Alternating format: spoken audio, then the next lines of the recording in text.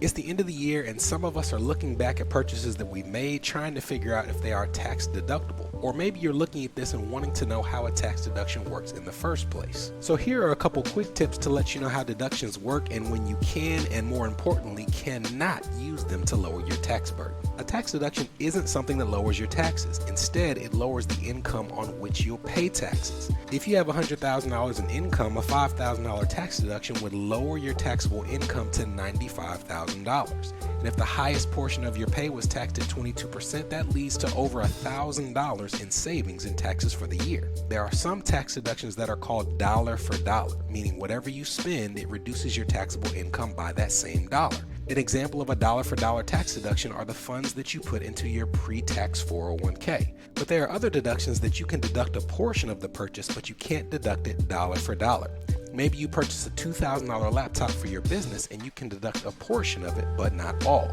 If, say, for example, you can only deduct half of it, that goes from a $2,000 purchase to a $1,000 tax deduction.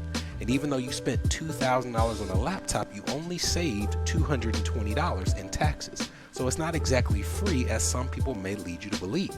And the example of a business purchase is a good one because you often see online people telling you to start a business and buy all of these things for your personal life and try to write them off or deduct them as a business expense. The most common is people telling you you can start a business, buy a $100,000 Mercedes G-Wagon, and by deducting the entire expense, get the G-Wagon for free.